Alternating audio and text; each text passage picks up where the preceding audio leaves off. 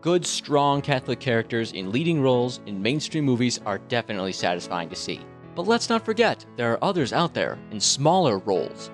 Here are 5 surprisingly important good Catholic characters in mainstream movies, in no particular order.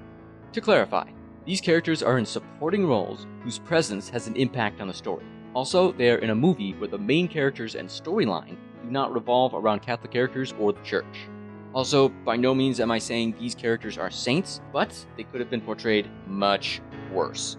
Good afternoon, gentlemen. The Cardinal Ghostbusters. If you're mayor of New York during a time of mass hysteria because ghosts are everywhere, who are you gonna call? Other than the Ghostbusters, that is. You call on the Cardinal to guide your decisions in this critical time.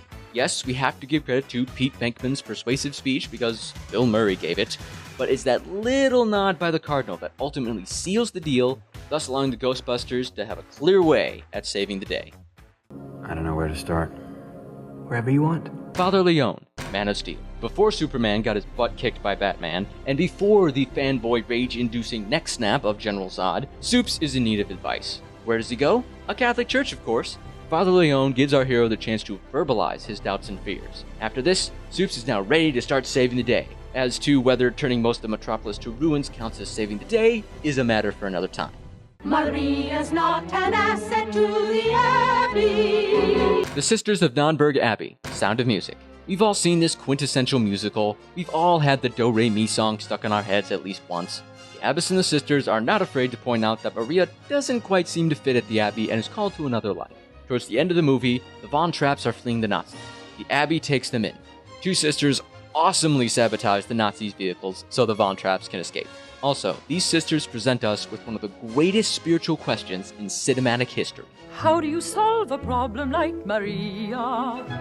And if you don't think Christ is down here on the waterfront, you've got another guest coming. Father Barry, on the waterfront. In case you don't know this movie, it's the one with this line in it.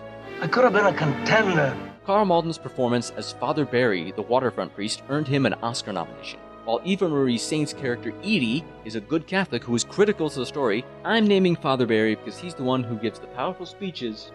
Only you, with God's help, have the power to knock him out for good. Is the one who helps Marlon Brando calm his inner turmoil so he can be instrumental in bringing down the corrupt and all-around shady dockworkers union boss. Who the hell is this? Kurt Wagner. But in the Munich circus, I was known as the incredible Nightcrawler. Yeah, save it. Kurt Wagner, aka Nightcrawler, X-Men 2. This blue-skinned individual is a physical and moral force in the second movie of the X-Men franchise. The writers of this movie did a great job of presenting him as a good Catholic, much like his comic book origins.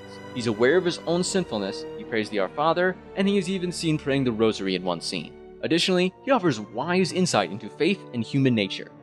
There you have it. Have you thought of any Catholic characters in mainstream movies that would fit on this list? Let me know in the comments section. Also, subscribe to Random Catholic Thoughts and find RCT on Facebook and Twitter.